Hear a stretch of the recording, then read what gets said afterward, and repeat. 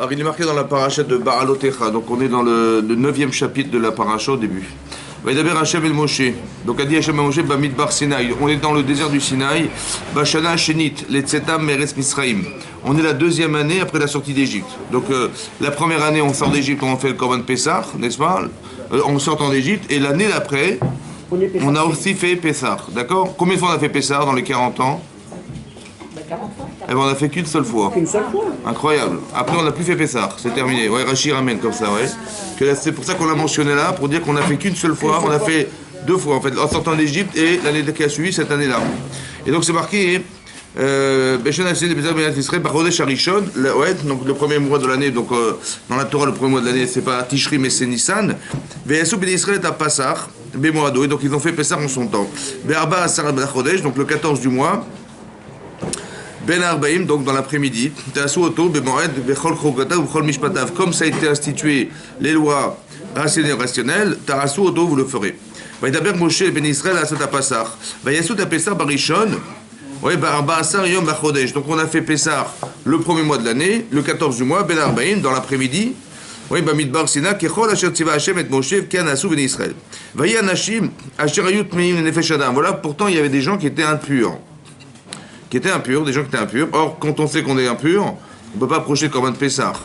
Donc ils étaient impurs pourquoi? Pour deux raisons, ouais, comme ça dit l'Agmara. C'est une dans Soukadav Café. L'Agmara dit soit parce que ils transportaient les ossements de Yosef, comme avait promis Yosef à ses frères, et donc les ossements de Yosef de leurs frères également qui ont été transportés avec eux. Avec lui. Et également, il y en a qui disaient que c'était les ossements de Nadav Avihu, les enfants d'Aaron à Cohen, qui étaient décédés dans la paracha de... Voilà. En montant un feu étranger. Donc ils ont apporté, donc ils étaient Tmeim, les Nefesh Adam, ils étaient impurs. Velo Yachlou la Soda Pessah, donc ils n'ont pas pu faire apporter le Korban Pessah, Bayom Haou. Veikrevu l'ifne Moshe, l'ifne Aaron, Bayom Haou. Et donc ils se sont approchés de Moshe et Aaron ce jour-là. Vayomru Anashim Haima, et là, Vanachnu Tmeim, les Nefesh Adam. Il dit voilà, nous on est impurs. Lama Nigra, les Bilti, Akriv et Korban Hashem. Pourquoi nous on a été privés d'approcher le Korban d'Hashem? Mais Moradon, en son temps, Betor Ben Israël, parmi les enfants d'Israël. Vayomer Alem Moshe Aimdou. Il dit tenez-vous, Veishma ma etzave Hashem lachem, et je vais écouter ce que Hashem va me dire pour vous. Et là on voit que Moshe Rabbeinu pouvait intervenir à chaque instant. C'est ce que dit Rashi, c'est exceptionnel. Il pouvait l'appeler quand il voulait, ce qui est exceptionnel. C'était pas qu'Hashem il intervenait pour l'appeler, mais qu'il pouvait intervenir et faire appeler Hashem à chaque instant qu'il avait désiré de l'appeler. Vaïdaber Hashem el Moshe est mort. Donc sur ce Hashem a dit à Moshe, Daber el Ben Israël est mort.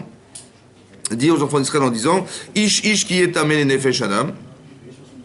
Donc chaque personne qui sera impure, au Bedere Rechoka, ou qui soit éloigné de l'endroit où on avait apporté le Korban, ils vont suffisamment loin pour ne pas avoir le temps de revenir et de pouvoir sacrifier le 14 dans la journée son Korban, au Ledorotechem, ou bien pendant les générations qui arriveront, Veasa Pessah Hashem. Donc dans ces cas-là, Bachodesh Hasheni Barba Asar, donc le deuxième mois, donc on est au mois de Nissan, le deuxième mois c'est le mois de Iyar. Oui, Barba Asar, donc le 14 de ce mois-là, Ben Arbaim, Yasu Oto al Matzot, Umrim Yochlou. Donc ils feront le Korban Pessah, ils mangeront des matzot, ils mangeront du maror, comme ça a été fait les années précédentes. Ouais, Velo Isharu Bimenu Ad Boker, il ne faudra jamais laisser ce sacrifice jusqu'au matin. Ve'etzem Lo Ishberubo, donc deux interdictions. Un, de le laisser au matin, il faut absolument le consommer dans la journée, dans la nuit, et également de ne pas casser l'os, comme ça a été préconisé dans le Korban Pessah. Chukat Pessah Yasu Oto. Oui, donc ça veut dire que maintenant l'interdiction d'avoir du chametz, il n'y a pas. Donc on a la mise à manger de matzot, mais pas, dit Rachid, de manger du chametz pendant le moment où on mange du korban Pessah. Mais par contre, avant, après, on avait le droit de manger du chametz, ou de posséder du chametz. C'était pas des interdictions. D'accord? Mais par contre, quelqu'un qui est pur à ce moment-là, qui était impur et qui a été pur à ce moment-là, qui n'a pas porté son korban Pessah le 14 du mois de Iyar, il était donc Rayev Karet comme si il n'avait pas pu apporter son korban le jour où c'était préconisé de le faire, le 15 du mois de Nissan. Ouais, la même chose. Les korban Hashem lo écrivent en ado, vecheto Issa, d'accord. Excusez-moi, là on parle bien de la première année après la sortie des... Exactement, on est la deuxième année en fait. On est la deuxième année, ce qu'on a dit. Voilà, exactement, un an plus tard. Non. Là, le soir de la sortie, ils ont ramené un korban Pessah qu'ils ont consommé avec la matzot de Maroc. L'année d'après, ils ont dû aussi apporter un korban Pessah. La seule fois où ils ont pu apporter dans les 14 années, d'accord? C'est la seule fois où ils ont pu... Dans les 40 années, pardon, je suis en train d'afficher avant. Et dans ce cadre-là, ils ont pu apporter... Donc ils ont fait le Pessah l'année d'après, mais ceux qui étaient tamés des Nefesh Adam, ils n'ont pas pu. Maintenant, ce qui est intéressant, c'est que Qu'est-ce que ça veut dire? Oui, alors Rashi nous rapporte une chose incroyable. Regardez ce que dit Rashi. Alors, Rashi nous dit comme ça. Il faut que je retrouve ce Rashi. Il a froid. Parce qu'il y a beaucoup de Rashi ici. Voilà.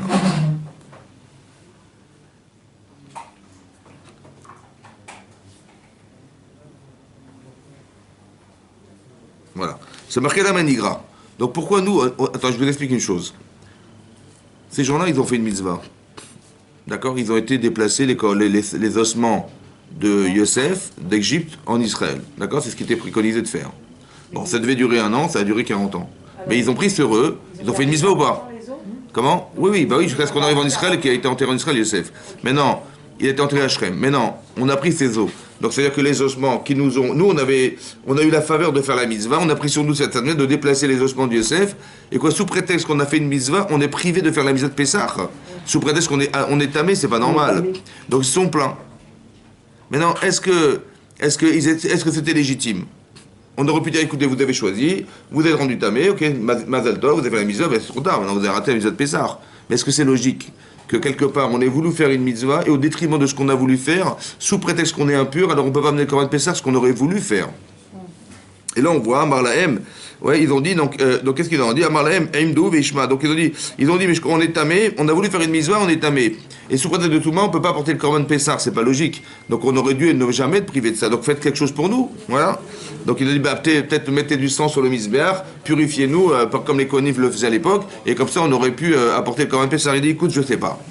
Moshe n'avait pas de réponse, il a été consulté à Hachem. Il a dit, Yamar Lahem, Aimdou, Veishma, Ketalmid, Amouftar, Lefnerabo. Donc qu'est-ce qu'ils ont dit? Et donc, il a dit comme ça. Il dit bien qu'en vérité... Voilà. Il dit... D'accord. Donc, que bien que toutes les parachiotes, toute la Torah a été dictée par Moshe Rabbeinu. D'accord? Verouya Ita à Parachazo, les Amers allaient démocher cette paracha-là, ce fameux Korban Pessah Sheni.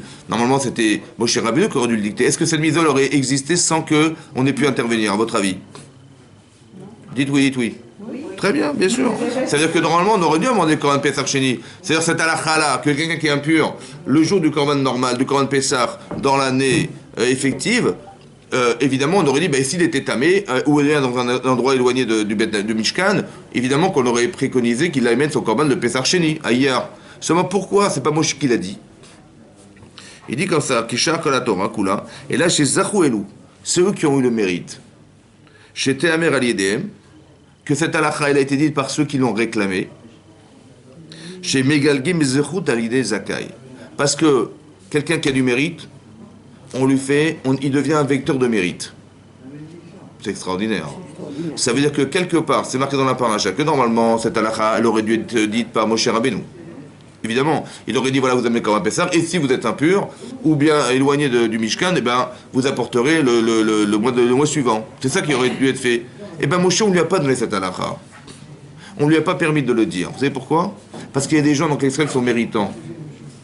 Et ces gens méritants, on va faire en sorte qu'ils vont être... pourquoi méritants? Parce que c'est eux qui ont décidé de prendre les ossements de Yosef. C'est eux qui sont désignés pour aller déplacer les ossements de Davaviou.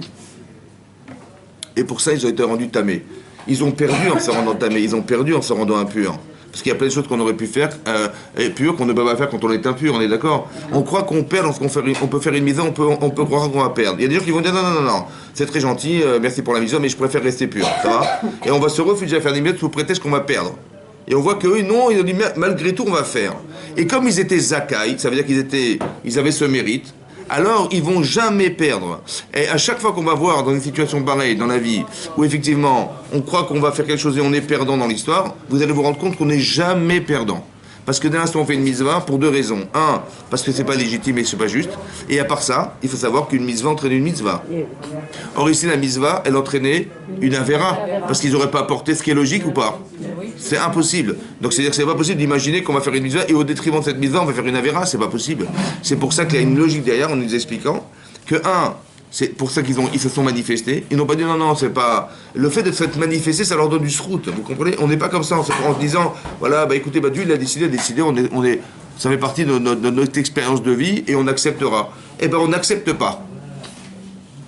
Et on vient se plaindre auprès de Moshe Rabbeinu en disant, mais c'est pas normal. Et par le srout qu'on est révélé en soi, que c'était pas normal, ou bien qu'on avait tellement envie d'apporter ce Corban Pessah auquel on a été privé, que là, il va y avoir une nouvelle halakha. Et on aura le mérite que ça soit écrit dans la Torah grâce à nous. Vous imaginez ce que ça veut dire? C'est un grand moussard. Ça veut dire que c'est très important qu'on voit, que ça nous encourage à nous dire que jamais il faut refuser. Ça va? Et que de toute façon, si on est méritante, alors on aura un shrout. Et ce shrout, il va être met galgel. Ça veut dire qu'on verra que ça va s'organiser autour de soi et ça va se perpétuer autour de nous. Ça va? Et on n'a jamais de possibilité d'imaginer qu'il y a une forme d'injustice dans l'histoire. C'est-à-dire qu'on a écrit cette paracha pour nous expliquer que il faut tout le temps résister à son Yetzer. Le Yetzer, il va nous dire, écoutez, mais qu'est-ce que tu vas gagner de faire un truc comme ça? Un petit peu comme un exemple que je vous donne. Pour vous dire que des exemples de Megalgel, on est Megalgel, Srout Alidé Zakai. D'abord, on sait pertinemment que, on a souvent expliqué qu'Avraham Avinu, il a fait un sacrifice personnel. Lequel? C'est que après la Brit Mila, après la chaleur torride qui s'était installée dans le désert, Avraham, malgré tout, il avait très envie de faire Achnasat Ochim, il avait un désir très profond et très fort de recevoir des invités. Au-delà de la nature, au-delà de toute forme naturelle humaine, parce que c'est inhumain ce qu'il a fait. Mais Hachem, il va exploiter cette situation pour faire que dans le désert, vous voyez, dans le désert d'Avraham, autant que dans le désert que nous, on va un jour pouvoir vivre, on puisse avoir la manne. Vous voyez, on puisse avoir le Béar, le puits de Myriam, et on puisse avoir, vous avez vu ce qui s'est passé, et on puisse avoir la Nekavod. Pourquoi? Parce qu'il a fait trois choses. En fait, il n'a pas fait grand-chose, on va dire, en termes d'hospitalité. Qu'est-ce qu'il a fait? Bon, il a donné un peu à manger, ça a duré quelques minutes, ouais, il y a 3 personnes. Voilà. Mais en vérité, ça a pu nourrir pendant 40 ans des gens dans le désert. Ça a pu permettre à des millions de personnes d'être nourries dans le désert et de manger dans le désert. On a eu la manne, quelque chose d'extraordinaire, vous avez compris? Comme si Hachem ne demandait pas grand-chose en termes de quantité. En effort, c'est sûr. Mais en quantité, c'est pas grand-chose. Mais Atmaïm, il en a un peu d'eau. Mais on a eu des tonnes et des tonnes d'eau. Vous imaginez combien il faut d'eau pour arriver à alimenter un clan Israël de 3 millions de personnes pendant 40 ans dans le désert, combien il faut de tonnes d'eau? Il en faut des réserves. Eh bien, ça passe. Pas grave. Hachem, il s'arrange. Juste que toi, tu fasses l'effort d'eux. On est Megalgel, Zerut Alidé Zakai. Ça veut dire que tout ce qu'il a pu devenir, ça a pu engendrer dans le clan Israël qu'on ait pu se nourrir de ce qu'il a fait. Après, comment ça s'est organisé? On sait bien que la Gemara Tanit, elle l'explique là-bas. Qu'on a eu le BR Myriam, le puits de Myriam grâce à Myriam. On a eu le Hanani Kavod par le mérite de Aaron Cohen, qui était le Shalom. Et on a eu le mérite d'avoir la manne grâce à Moshe Rabbeinu. Ça paraît contradictoire. D'un côté, on dit c'est le srout de mérite de Moshe d'Avraham Avinu, c'est la Gemara. Non. Le son. Vous pouvez couper le son, ça fait plaisir. Ouais, parce qu'on sait que dans le blé, il y a du son, vous savez. Le son, c'est ce qu'on retire. Et donc, bon, je sais pas comment arrêter ça. Non, c'est Livna qui peut le faire, pas moi. Ah d'accord, d'accord. Et donc, qu'est-ce que je disais avant que je m'énerve, c'est ça. Vous avez compris, c'est ça. Ça peut être expliqué en fait que Omega, c'est-à-dire que d'un côté, on voit que c'est le srout de Moshe Rabbeinu, et d'un autre côté, on voit que c'est pas son mérite. C'est des Gemarotes qui se contredisent. En fait, vous avez compris que qu'est-ce que fait Hachem? Il utilise des personnes. C'est-à-dire qu'il a vu qu'Abraham était capable de faire un chesed surnaturel. Parce que Hachem, il a besoin de faire un miracle de chesed surnaturel. Mais alors, qui c'est qui va l'organiser dans l'histoire? Il n'est plus là, Abraham Avinu. Alors, il faut trouver des personnes. Alors, on va être Megalgel, aller des Zakai. Vous avez compris comment ça se passe? Ça veut dire qu'il y a un srout potentiel qui existe. Qui c'est qui va le réaliser? Entre vous, je ne sais pas. Mais ça dépend de vous. Ça veut dire que si vous êtes Zakai, si vous avez des mérites, ouais, vous êtes une sadéquette, alors on va vous utiliser, c'est objet. Vous avez vu, c'est comme ça que ça se passe. On est Megalgel, aller des Zakai. C'est comme ça.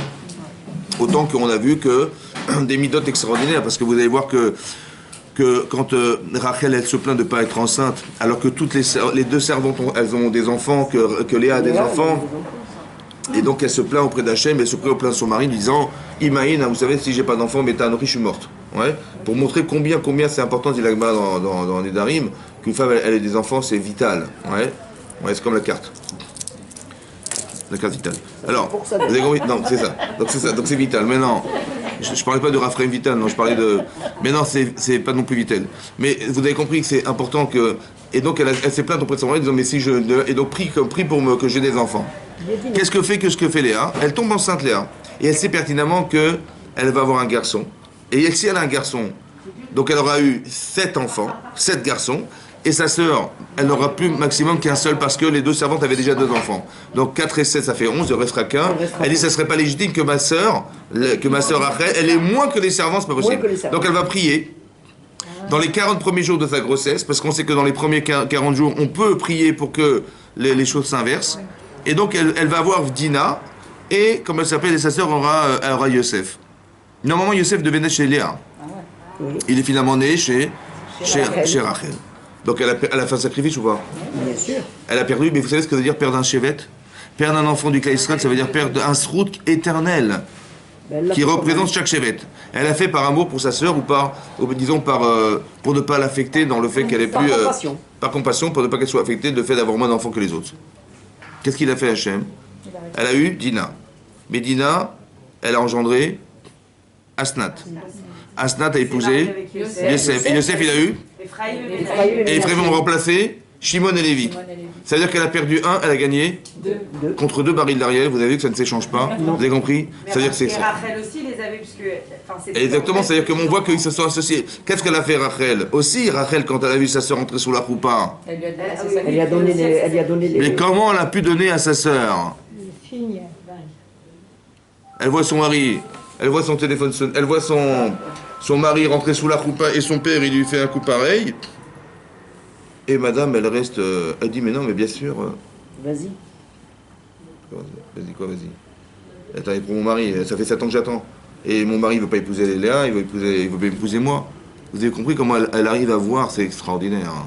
Ça veut dire qu'il faut avoir des midotes et d'être ma'amine, de dire, écoute, si Hachem il a décidé, il a décidé. Elle voit pas sa sœur rentrer, elle voit Hachem qui l'a fait rentrer. Vous avez compris ça, la Hirat Shamaim? Zakai. Donc non seulement Yaakov va épouser sa sœur, il va épouser aussi elle. Mais ça veut dire que regardez comment on croit qu'on va perdre, on perd jamais. On ne perd jamais. Quand on fait la mitzvah, ouais, je parle même à ce niveau-là, parce qu'on est très très loin de ce niveau. Mais de vous expliquer que même à ce niveau-là, on a l'impression qu'elle dit, attends, je vais faire un scandale, là, qu'est-ce qu'il fait mon père, qu'est-ce qu'elle fait ma sœur? On ne va pas canaliser l'événement sur ce que je vois, mais sur ce que Hachem il a voulu me montrer. Vous avez compris? La Hirat Shamaim, c'est d'introduire, d'investir Hachem dans l'événement. En se disant qu'il y a un plan derrière. C'est extraordinaire. Ça veut dire qu'on n'est pas prisonnière de ce qu'on voit, parce que quand je vois ça, j'ai un scandale. Il y a un Yetzirah extraordinaire, là, attention. Elle est capable de faire abstraction de ça, par Hirat Shamaim, en disant, si Hachem il a... De toute façon, je vais vous expliquer. Si ça marche, c'est qu'Hachem l'avait décidé, et si ça marche pas, eh bien Hachem il dira, écoute, ça marchera pas. Et donc c'est moi qui l'épouserai. Donc je ne perds jamais. Vous avez compris ce que je veux dire? Mais c'est très important de comprendre qu'on est Megalgel Srout à des Zakai. Si sa sœur elle méritait d'épouser Yaakov, elle l'épousera. Que je monte au ciel ou je ne sais pas quoi. Je ne veux pas, moi, me mettre en intermédiaire et bousculer les plans d'Hachem. Parce qu'on est Megalgel Srout à des Zakai. Elle a dû voir chez sa sœur des choses exceptionnelles. Elle a dit, si elle mérite d'épouser Yaakov, tant mieux. Vous avez compris ce que je veux dire? Comment c'est possible? Il faut avoir des midot tovot. Ça veut dire qu'il faut être Zakai. C'est quoi Zakai? Ouais, c'est Méritante. méritant. C'est vrai, méritante. Mais on a expliqué que Zakai, ça vient de Zechut. Ouais. Et Zechut en hébreu, ça veut dire le mérite. Et le mérite, et le Zechut, ça vient du mot Zach. Zar. Shemet Katit Zach. Katit. Zach, ça veut dire hein, pur, limpide. Ça veut dire que si je prends une huile et je récupère à peine la première pression à froid de l'olive, de l'huile que je récupère d'olive, elle est zar. D'accord? Et limpide, ça veut dire que quoi? Il n'y a pas autre chose que de l'huile. Parce que si je l'écrase, d'accord, et je la filtre pas, et je récupère cette huile avec ces morceaux de noyaux et ces morceaux d'olive, et je vais allumer mes nérodes de Shabbat avec, la flamme, elle va crépiter. D'accord? Elle va s'éteindre à un moment donné. Parce que quand elle va rencontrer l'olive, elle va s'éteindre, on est d'accord? Donc ça veut dire qu'autrement dit, ça voudrait nous donner à apprendre que le srout, c'est quoi le srout? C'est que ça soit limpide. C'est-à-dire que si dans moi j'ai des mauvaises midotes, si je retrouve des déchets, si mon huile elle est polluée, etc., ce qu'on appelle la touma en soi, vous allez voir qu'on n'aura pas de srout. Le mérite, c'est d'abord de faire un travail, d'accord? D'être zar. Vous avez vu ce qu'a fait Moshe Rabbeinu? Vous imaginez ce qu'a fait Dieu à faire Avraham Avinu pour arriver à accepter l'idée de recevoir des gens chez soi malgré la douleur et la chaleur? Combien il faut être zar? Combien il faut être limpide? Combien il faut que le Yitzhara il est pas d'emprise sur soi? Oui. Et ce genre de personnes-là, on est Megalgel Srout à l'IDM. Ça veut dire que ces gens-là, on les utilise pour arriver à faire que l'histoire d'Hachem, qu'Hachem il a préconisé pour le Clan Israël, elle puisse se réaliser. C'est avec des gens comme ça qu'on utilise. Ça veut dire qu'on ne se rend pas compte que quand on fait un travail d'Avodat Hachem, qui soit cohérent pour soi, ouais, autant que pour ce qu'Hachem a demandé, vous voyez, quand j'élimine les Yitzhara, je deviens quelque chose. Et cette personne que je deviens, elle va être utilisée quelque part un jour. On est Megalgel. On fait, si vous voulez, comme c'est que le tapis de l'histoire, il allait se dérouler par les personnes qui méritent de le dérouler. Nous, on a un projet personnel, ça va, on a un tachlit, on a un but dans la vie, mais Hachem, il a aussi un but dans l'histoire. On fait partie d'un élément. Nous, c'est comme si vous voulez, il y a un puzzle. Ouais, quand vous savez, il y a une machine. On fait partie d'une pièce. Mais la machine à quoi elle sert? Ben, je dis, ben, moi, ma fonction à moi, c'est de faire que la pièce, elle fonctionne, elle soit efficace, qu'elle soit résistante. Voilà ce que je veux faire. Mais après, d'accord, mais tu fais partie d'un élément. Mais dans cet élément, il y a une machine, et cette machine, c'est le projet divin. On ne fait partie qu'à un projet divin, vous comprenez? Mais aussi, pour peu qu'on soit efficace, qu'on soit fiable, pour qu'Hachem dise, tiens, super, la pièce elle est bonne et on va pouvoir l'utiliser, c'est vous qu'on va utiliser. Vous avez compris ce que je veux dire? Pour peu qu'on soit capable d'être zar, c'est-à-dire qu'on ait le mérite. Ce mérite, ça veut dire qu'on va devoir faire un travail sur soi, soit de se renforcer dans ce qui est nécessaire, autant que d'éliminer tout ce qui nous empêche d'atteindre ce qu'on doit atteindre. Vous avez compris? Pour qu'une femme elle puisse dire, ma soeur la pauvre, alors que je sais pertinemment qu'il y a une compétition pour avoir le plus d'enfants possible, parce que le mérite il va se multiplier en fonction du nombre d'enfants que je vais avoir. Combien il faut être zar pour pouvoir dire non, non, ma soeur elle est prioritaire. Combien il faut être limpide pour voir sa soeur entrer sous la roupa et dire non, non, mais c'est pas grave. Vous avez compris ce que je veux dire? Quelle lucidité il faut avoir? Quelle force il faut avoir? Donc il faut avoir une force de caractère, il faut avoir des convictions dans la vie, il faut être fort dans ses convictions, dans son appartenance. Il faut être capable, bon, pas de voir, mais de concevoir. Parce que quand je vois ce qui se passe, je traduis selon ce que je vois. Mais il faut concevoir qu'Hachem il est derrière tout ça. C'est difficile. Il faut avoir une Yirat Shamaim au point de se dire que, mais ça fait partie du projet divin. Que ce que je vis, je le sais pour moi, mais je le sais aussi pour les autres. Je sais que ce qui m'arrive est Mina Shamaim. Donc je ne vais pas me plaindre de ce qui m'arrive. Vous avez compris? Parce que quand je vais me plaindre, c'est qui va perdre? C'est moi qui vais perdre. En fait, vous allez vous rendre compte qu'on ne perd jamais. Pourquoi on ne perd jamais? Parce que quand vous réussissez à faire une mitzvah, vous avez gagné. Et quand Rav Vesham, on a échoué, on sait pourquoi on a échoué. Et on a aussi gagné de savoir pourquoi on a échoué. Ça va? Donc c'est-à-dire qu'on est tout le temps gagnant. Quand vous faites une mitzvah, vous avez gagné de devenir cette femme. Et comme si Rav Vesham, on a échoué, on doit avoir la capacité de teshuva, c'est-à-dire de se projeter et de se voir et de se dire pourquoi ça n'a pas fonctionné, qu'est-ce qui m'est arrivé, et j'analyse, et je réfléchis, je dis ah oui mais d'accord c'est à cause de mon caractère, c'est à cause de mon impétuosité, c'est parce que je savais pas, parce que j'ai pas réfléchi, parce que j'ai pas demandé à quelqu'un de m'aider, etc. Vous avez compris tout ça? Je tire des leçons, je dis dorénavant je saurai. Donc en vérité dorénavant je saurai, donc c'était pas un échec, c'est ce qui m'a permis en vérité en miroir de savoir, bah, je me suis vu dans la glace, j'ai dit bah tiens, je me suis sali, voilà. Et bah, j'ai dit bah, la prochaine fois je nettoierai ma tâche. Vous avez compris ce qui va se passer? Je ne perds jamais. C'est ça. D'être Zakai, c'est de comprendre qu'on ne perd jamais. Ça va? Le Yitzhak, tu vois, il va arrêter l'image sur ce que j'ai vécu. Et on risque de mal le vivre. Ça va? C'est jamais comme ça qu'on réfléchit. D'accord? Voilà. Et là, en l'occurrence, à la période de Pessah où ils ne pouvaient pas faire le Corban parce qu'ils étaient naïfs, ils ont quand même eu une petite phase de... Évidemment, c'est évidemment. pas normal, et ils sont partis se plaindre. Parce que c'était pas normal, justement. Ça veut dire que parce qu'on a des midot tovot, parce qu'il y a des gens qui vont vous dire par humilité, bon, bah, si c'est comme ça, c'est Minash Shamel, c'est pas pour nous. Oui, c'est ça. En fait, quelle réaction Eh ben non, ils n'ont pas réagi comme ça. Ils ont bien fait de... Parce de que, se plaindre. pourquoi ils ont bien réagi? Parce que, quand on fait une mitzvah, on n'est jamais privé d'une autre. Parce que c'est pas parce que moi j'ai voulu faire, je me suis rendu tamé pour la mitzvah que je vais perdre. C'est Non. ça, donc il fallait que ça se déroule comme Oui, ça. il faut, entre guillemets, cette plainte, elle est nécessaire. Ouais. Comme un petit peu comme, écoutez-moi bien. Dans la paracha, cette paracha Balotecha. Comme les erreurs, c'est Comment? comme les erreurs, c'est Oui, c'est ce que j'expliquais. Si vous tirez, il y a des gens qui vont s'angoisser d'avoir échoué. Il y a des gens qui vont se réconforter de savoir pourquoi ils ont échoué. Le Yitzhak il nous fait descendre vers le bas. Nous, on veut monter vers le haut. Je tire des leçons de mes erreurs. Ça va? Et en vérité, je vais vous dire, après j'ai tiré des leçons, j'ai la conscience que je n'aurais jamais eu si j'avais pas fauté ou je m'étais pas trompé. Vous avez compris? C'est comme quelqu'un, il y a deux chemins possibles. Ouais, un chemin qui mène à la ville et un chemin qui rentre dans le désert. Mais je ne saurais pas vous dire lequel il va rentrer dans la ville, dans le désert. Je ne sais pas. Et par erreur, ou par le machin, je suis passé par le désert. D'accord? Ben, évidemment, j'ai commencé à avoir faim, j'ai commencé à avoir soif, j'ai dit voilà, il fait chaud, je dis, on rebrousse chemin, c'était pas la bonne route, on repart en arrière.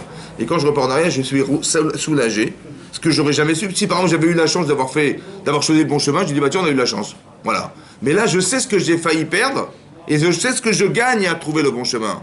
Cette conscience-là, elle passe par ces erreurs. Vous comprenez? On se construit par nos erreurs aussi. Parce que la conscience qu'on a du bienfait, de la reconnaissance qu'on va avoir d'Hachem, etc., elle n'a rien à voir avec si j'avais réussi à avoir la bonne route par chance du premier coup. Vous comprenez ce que je veux dire? Voilà. Donc c'est-à-dire qu'on apprend, comme des gens qui ont fait des erreurs dans la vie, ce sont des bons conseilleurs. Parce que des gens qui ne se sont jamais trompés, ils vont dire, bah, j'ai réussi. Comment? Je sais pas. Disons que je pense. Celui qui s'est trompé, il peut vous dire qu'est-ce qu'il faut faire pour réussir.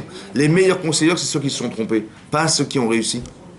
Parce qu'ils ont tiré des leçons de leurs erreurs, et ils peuvent exactement vous dire, c'est le désert, ne prends pas cette route. Moi, je suis à la tranchée des chemins, à la croisée des chemins, il me dit, où est-ce que je vais? Il dit, ne surtout pas là-bas. Voilà, va là-bas. Voilà. Je saurais vous conseiller parce que bah, c'est le produit du résultat de ce que j'ai appris. Vous avez compris ce que je veux dire? C'est très important. Et on devient zach. C'est quoi la zakout? C'est d'arriver à être fluide. C'est-à-dire que rien ne nous empêche de pouvoir réussir. Vous avez compris? C'est ça que je veux dire. Mais quelque part, des fois, la frustration, elle est nécessaire. Comme ici, ils ont été frustrés de pas avoir... Eux, ils se sont proposés pour aller porter les ossements de Yosef, d'accord? Et ils ont perdu dans l'histoire. C'est pas normal. Mais d'un côté, ils ont dit c'est pas normal. C'est important de ressentir. Il y a des situations qu'on n'accepte pas dans la vie. C'est important. Voilà. Comme par exemple, dans la paracha de Balotera, c'est marqué là-bas, ici, c'est marqué, on a juxtaposé deux parachiotes. La paracha de Nassau qui précède celle de Balotera, c'est celle de chaque chef de tribu qui a apporté un sacrifice, une offrande, ouais, pour inaugurer l'autel qui se trouvait dans le Mishkan. Bon, on a appelé tous les Shvatim. Tous chefs de tribu, ils sont venus. Mais Aaron, il attendait son tour. Il est Kohen Gadol. Et on ne l'a pas appelé. Donc il a dû faire des films. Il a dit, ben, le veau d'or, vous imaginez? Et il était vexé, il était un peu frustré, il avait de la peine, dit Rashi. Parce que ni lui a été choisi, ni un des membres des Kohanim n'ont été choisis pour ramener un korban. Donc imaginez la honte. C'est-à-dire que chaque chef de tribu, puis les gens, ils attendent Aaron, et Aaron, Kohen Gadol, et on ne l'appelle pas. Vous imaginez l'archoma? Bon. Maintenant, il aurait pu dire, écoute, voilà, la capara, c'est pas grave, capara. D'accord? Ou alors je dis, bon, Hachem, il a décidé, moi, je ne rentre pas dans les plans d'Hachem. On voit que là-bas, c'est marqué qu'il a eu de la peine. Chalcha al-Zdarto. C'est marqué dans le texte de Rashi. Chalcha al-Zdarto. Il a eu Chalcha, et c'est affaibli son da'at. Son esprit s'est affaibli. Ça veut dire qu'il a eu de la peine de voir qu'il n'a pas été choisi. Il aurait tellement aimé se retrouver là-bas avec les chefs de tribu, autant qu'il est chef de tribu des Kohanim. Il aurait été tellement heureux de pouvoir participer à cette mitzvah de Chanoukat à Mizbeach. Chalcha al-Zdarto. Qu'est-ce que dit Hachem? Chayicha, je jure sur toi. Dit Hachem, que Shelcha Dola Mishelahem, que ce que tu vas te proposer dorénavant sera plus grand à mes yeux que ce que je leur ai demandé de faire, d'amener des sacrifices. Que tu vas non seulement allumer les nérotes, mais tu vas nettoyer les nérotes. Ça veut dire qu'il y avait le candélabre dans le Kodesh. C'est lui qui va s'occuper d'allumer la lumière du candélabre et de nettoyer les flacons à chaque fois qu'il va devoir allumer les nérotes. Ça va? Et ça, Hachem dit, pour moi, ça, hein, c'est Gadol Mishelahem, c'est beaucoup plus fort à mes yeux. Maintenant, je vous pose une question. Pourquoi Rashi nous explique qu'il a eu de la peine? Il fallait simplement dire. Qu'est-ce qu'on en affiche de l'état d'âme de Aaron Cohen? Il fallait dire, écoute, c'est simple. Là. Les chefs de tribu, ils ont apporté leur sacrifice, et lui, il a eu la fonction d'allumer les nérotes. Basta. Qu'est-ce que nous, on a besoin de savoir, nous? Des choses intimes qui concernent Aaron Cohen, qu'il a eu de la peine, monsieur, il a eu de la peine de ne pas amener son korban sur le misbéach, etc. Pourquoi nous, on a besoin de savoir ça? Pourquoi faire? Non, mais c'est pour aussi dire que... Vous pensez qu'Hachem lui en voulait.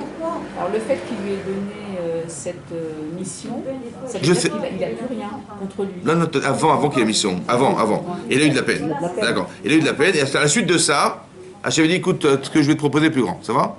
Comme si que Aaron, c'est un petit garçon. Hein? Il a eu un petit caprice. Il dit, et moi. Il dit, voilà ta sucette, mon chéri. C'est pas ça? Non plus, d'accord, j'ai fait exprès pour vous expliquer. On a l'impression qu'il devient un caprice et Hachem dit t'inquiète pas, je vais te donner autre chose. C'est ça? Non. Donc ça veut dire pourquoi on nous explique qu'il a eu de la peine? À quoi ça nous sert? À quoi ça nous sert? Par rapport aux autres, on lui donne une mitzvah comme ça. Attendez, pardon, excuse-moi. Par rapport aux autres, oui. Et de lui donner une plus grande mitzvah encore que les Shvatim, pour qu'ils comprennent que... Mais pourquoi la peine? Pourquoi la peine? Il avait qu'à... Il était obligé... Attends, on va dire autrement. S'il n'avait pas eu de peine, il lui aurait donné quand même. est-ce qu'on l'aurait reçu la menorah? De toute façon. Oui ou non? Dites oui. Mais oui. Mais oui, évidemment que oui. Donc, mais est-ce que... évidemment que oui. Mais est-ce que c'est logique alors? Je comprends pas. Si de toute façon il aurait eu la menorah, qu'il ait de la peine ou pas de peine, il aurait eu la menorah. À quoi ça sert de nous avoir dit qu'il a eu de la peine?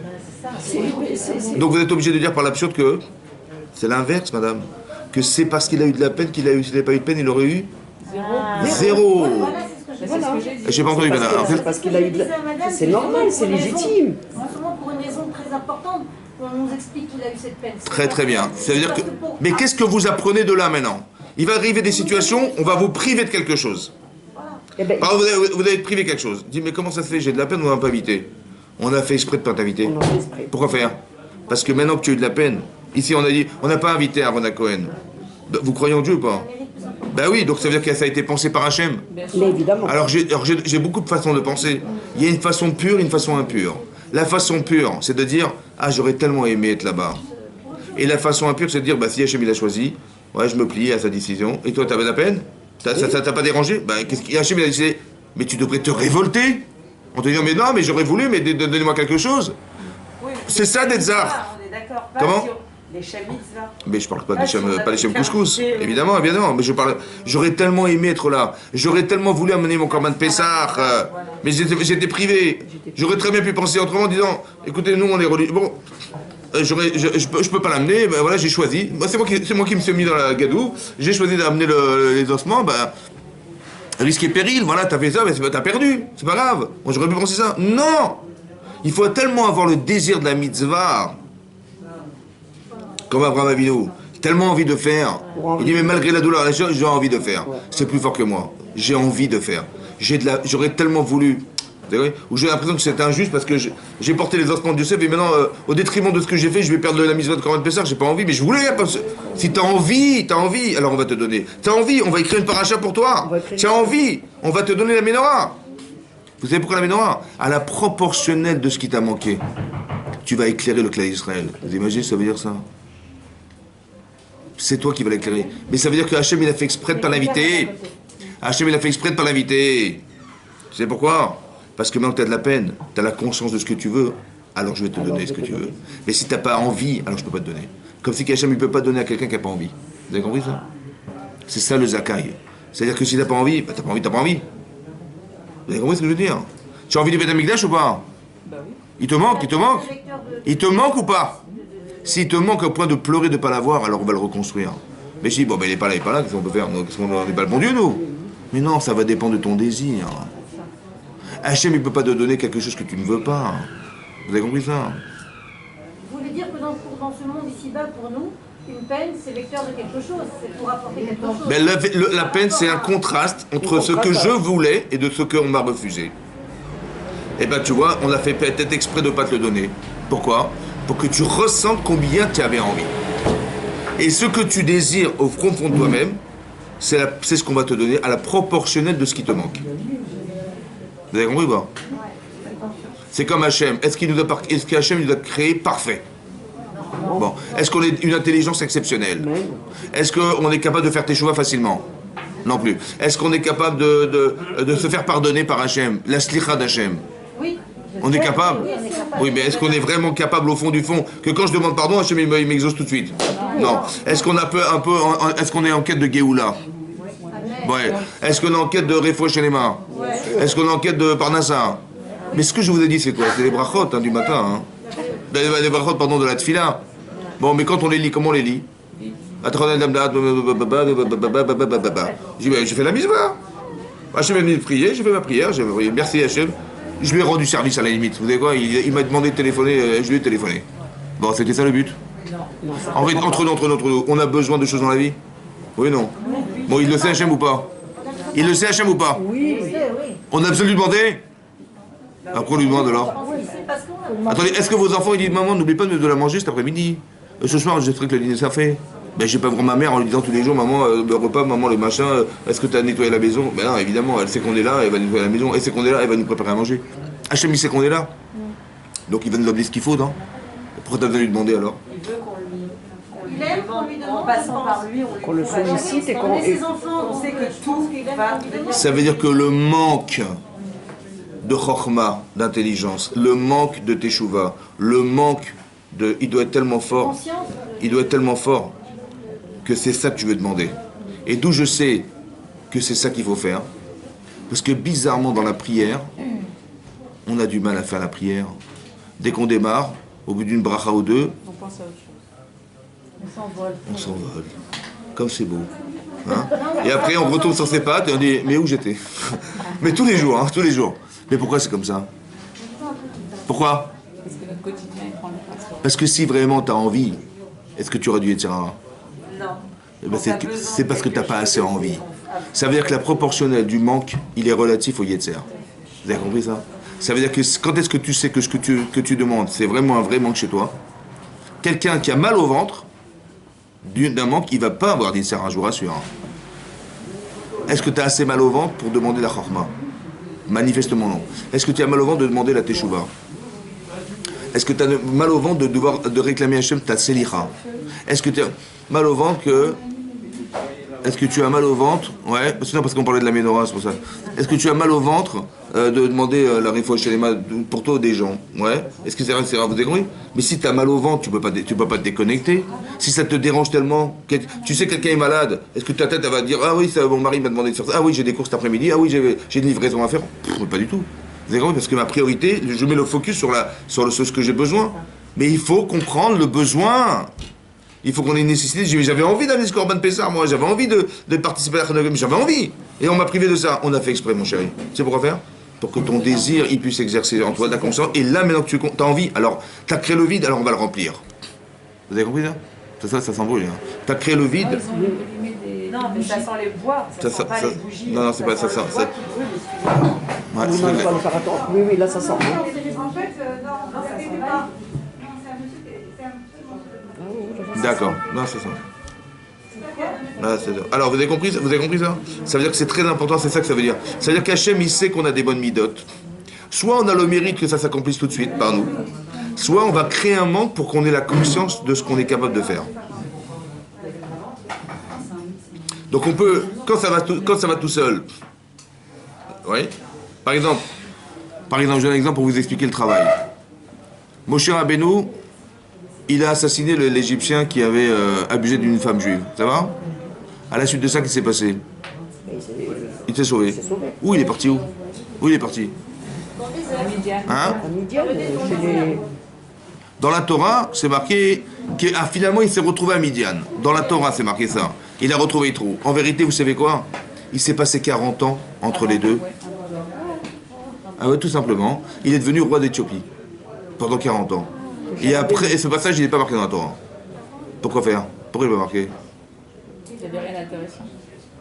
Ben, comment tu t'es construit pour arriver à être roi d'Israël? Ce qui compte, c'est ce que tu es devenu. Vous avez compris pas? Maintenant, il faut comprendre qu'il est passé par ces étapes. Comme nous, on passe par des étapes dans la vie. Ça va? Mais sachez et soyez rassurés que tout ce que nous traversons, ça nous construit.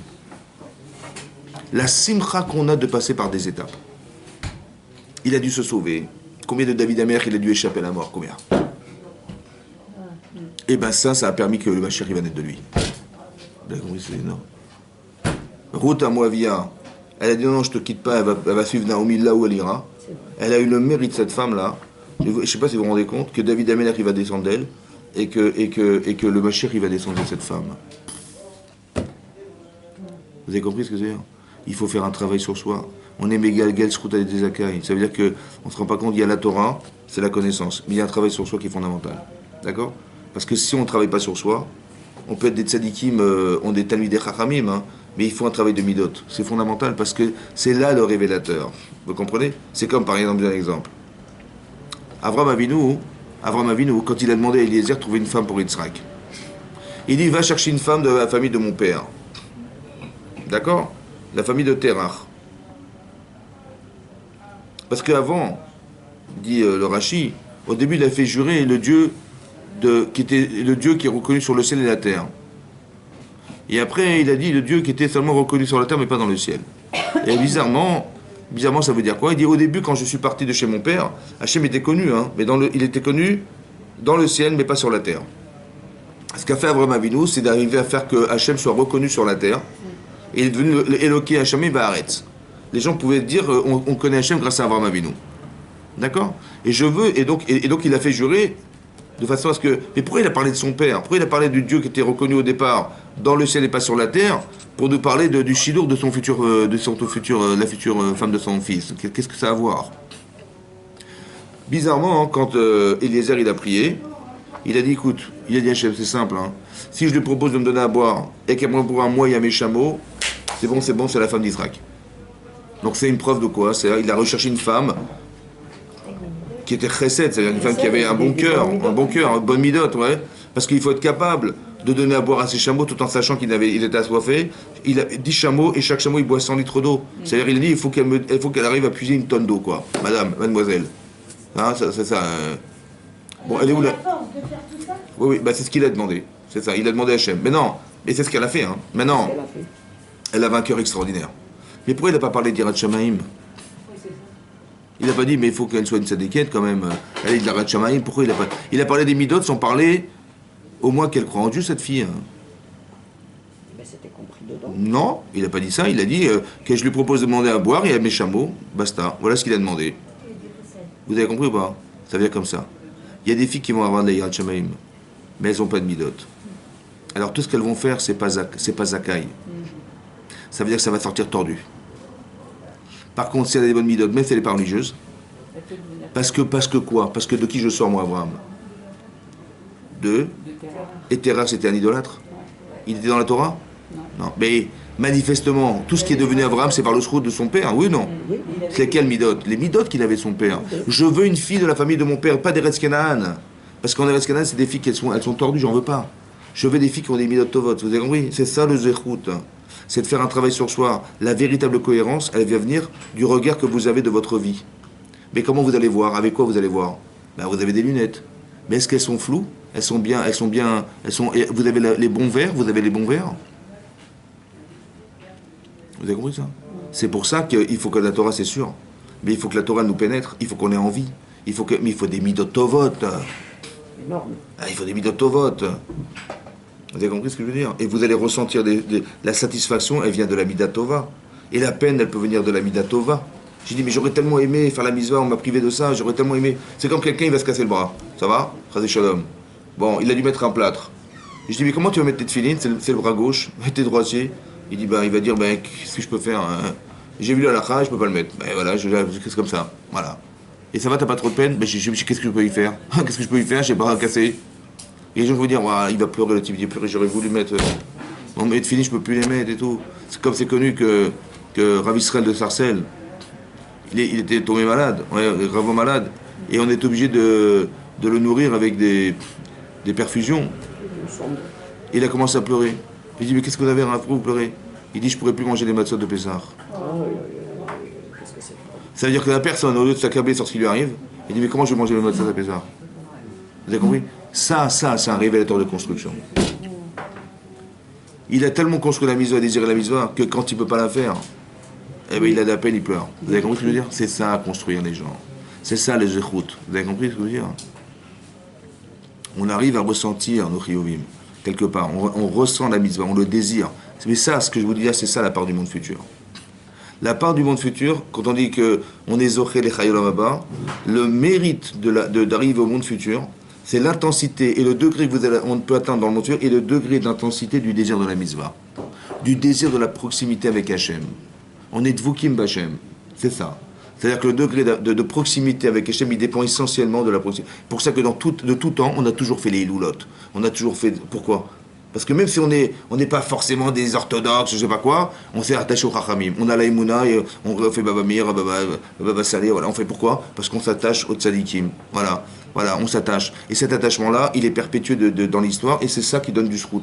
On se rattache toujours à la Torah. On a toujours un moré derrière. Ça veut dire quelqu'un qui vient et vous dire, et qui vous dit comme ça il faut faire, il faut agir. Pourquoi? Parce que, objectivement, on n'est pas certain de faire le bon choix. Objectivement, on n'a pas forcément la connaissance. Objectivement, on n'a pas forcément les midotes. Objectivement, j'ai peur de me tromper. C'est vrai. Parce que je suis parti pris, j'ai désiré, peut-être je me suis trompé, j'ai envie de faire ça, peut-être je me suis trompé, c'est pas ça. Alors quelqu'un qui est extérieur à moi, il peut me dire, peut-être tu t'es trompé. Parce qu'il n'est pas parti pris, vous comprenez, de mes choix. Parce que peut-être que moi je vois avec mes intérêts personnels, donc je me dis, il faut faire ça évidemment. Mais en fait, je me rends pas compte que c'est parce que j'ai envie que ça soit comme ça que j'ai décidé. Je sais pas, alors j'ai peur de me tromper. Et donc je vais demander à quelqu'un, qu'est-ce que t'en penses? Mais par Irat Shamaïm, parce que j'ai peur de me faire rouler dans la farine, parce que il va manipuler même mes bonnes midotes contre moi-même. Et j'ai pas envie, c'est vrai. En tout cas, il faut pas rester indifférente. Ça veut dire que tout ce qu'on vit, tout ce qu'on reçoit, tout ce qu'on perçoit, ça doit être dans la perspective de se dire que quand c'est une mitzvah, il n'y a aucune raison que c'est une injustice et ça ne doit pas se faire. Et j'ai tellement envie de désirer, mais je ne le fais pas en tant que plainte, hein, vous comprenez? Je me dis, mais c'est pas normal, je me plains. Comme un petit peu comme On dit dans le désert, on a eu beaucoup de miracles. D'accord? On a eu la manne, on a eu les Slaves, les cailles, etc. Et on parle en termes de miracles. Et quand vous voyez le texte de la Torah, ça s'est exercé après une plainte. À chaque fois on s'est plaint qu'il n'y avait pas d'eau, on a eu de l'eau. On s'est plaint qu'on n'avait pas de viande, on nous a envoyé des cailles. À chaque fois, on a eu une plainte. Et quand vous voyez dans la parashat d'Evarim, le premier verset de la parashat d'Evarim, on a cité toutes les avérotes qu'avaient fait les Israël dans le désert, et c'est toujours formulé sur des plaintes qui ont engendré des miracles. D'accord? Maintenant, quand vous réfléchissez 2 minutes, vous vous dites, est-ce qu'Hachem il nous aurait privé d'eau dans le désert? Est-ce qu'il nous aurait privé de viande si on avait besoin? Le problème, c'est qu'on l'a mal demandé. Au lieu de dire Hachem, je t'en supplie, voilà, on est affamé, Hachem, je t'en supplie, sois miséricordieux et amène-nous, permets-nous de boire dans le désert, on a dit on s'est plaint. Mais qu'est-ce que ça veut dire? On va tous mourir et le bétail, comment on va alimenter le bétail, on s'est plaint. Vous avez compris la différence? Il y avait une nécessité, mais pourquoi tu l'as formulé comme ça?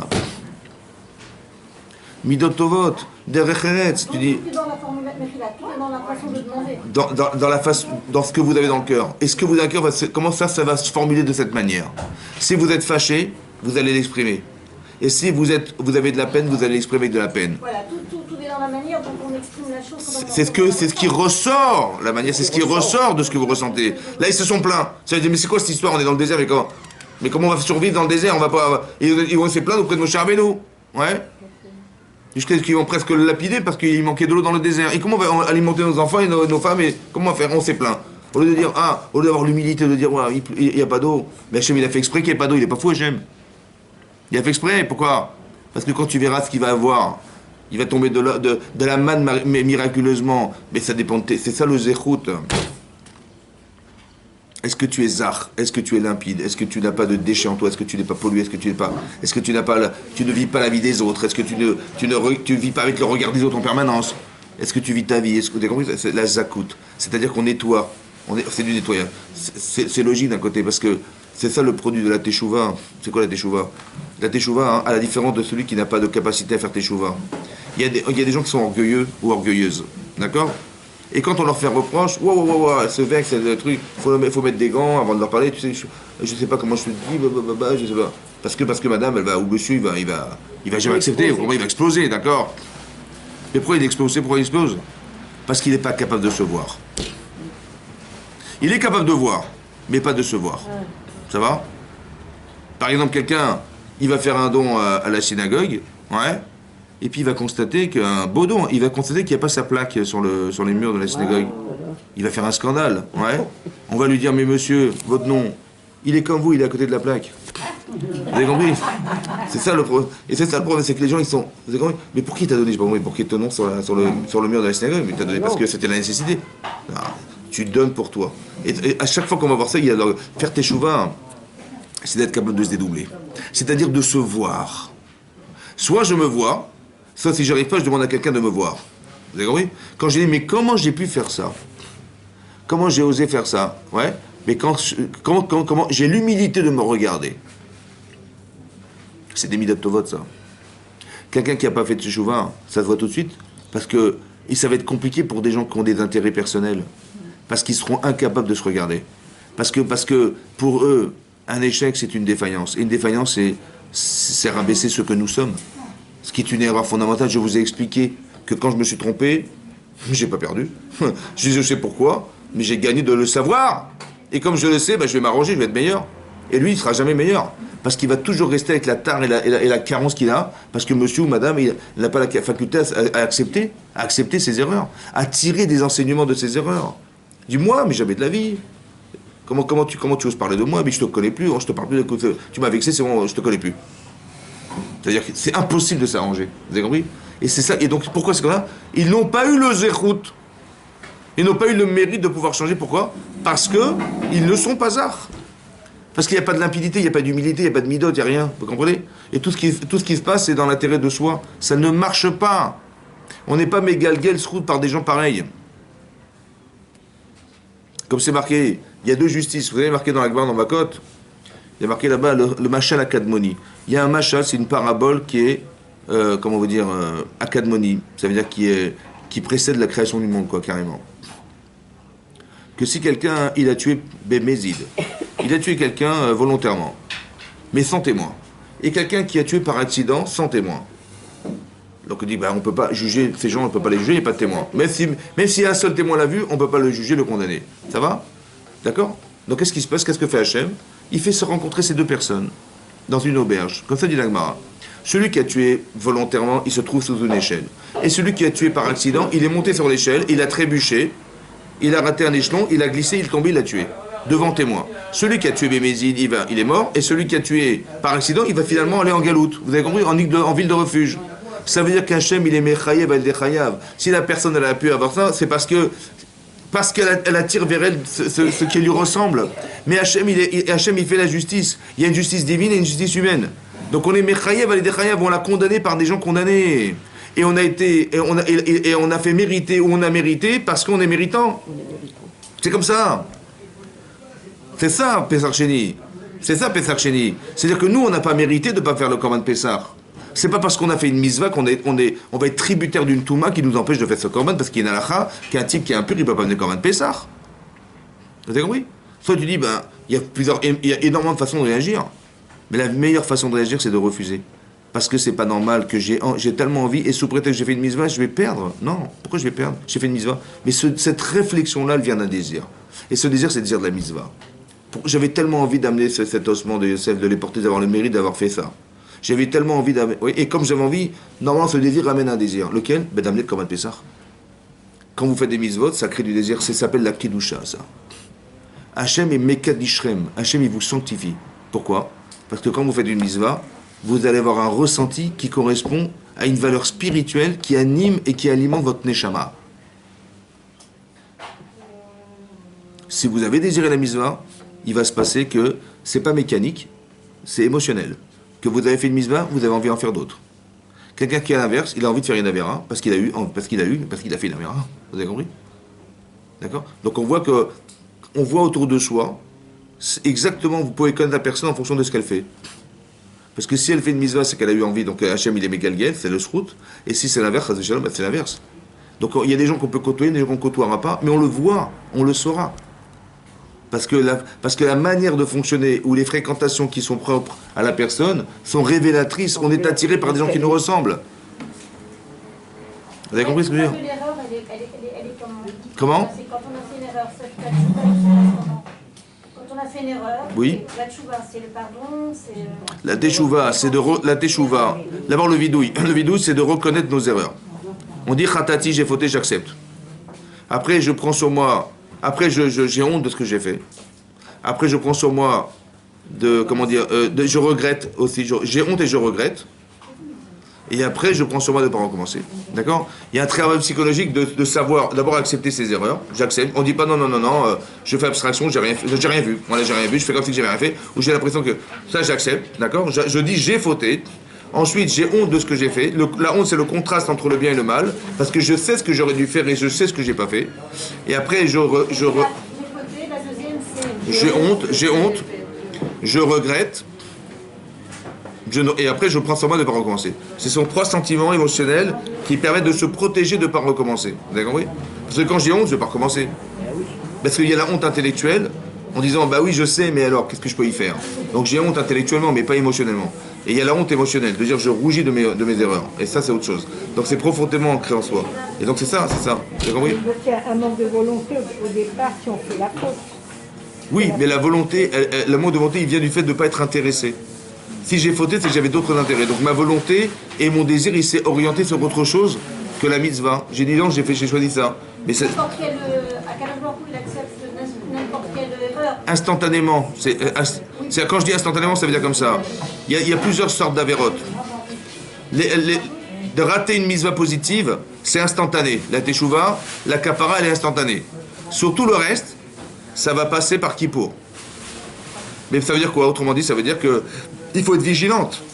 Parce qu'il n'y a pas eu de kapara. Donc c'est-à-dire que le désir, il n'a pas été atténué. C'est quoi la kapara? La kapara, c'est qu'Hachem, il est... Expier. Mais c'est quoi l'expiation? Mais comment c'est physiquement, ça se ressent physiquement l'expiation? Parce qu'avant, je n'arrivais pas à me retenir. Et tout à coup, j'arrive à refuser. J'ai une kedusha, je sais que je ne peux plus. Ça va? J'ai plus envie. Quand j'ai décidé de dire non, c'est qu'Hachem m'a pardonné. C'est comme ça que je sais. Parce que sinon, j'aurais jamais pu m'arrêter. Parce qu'une avéra entre une avéra. Donc comment je s'arrête? On s'arrête jamais. Alors quand est-ce que je saurais que cette spirale elle s'arrêtera? Quand j'aurais été capable de m'arrêter. J'aurais dit, voilà, j'ai fait une avéra, maintenant je dis non, c'est pas possible, je ne veux plus. C'est là que je sais qu'Hachem il a expié ma faute. Vous avez compris ce que je veux dire? Voilà. Chazak ou Mamedam, Chazak. Chazak ou Baruch. Chazak ou Baruch. Chazak. Chazak ou Baruch.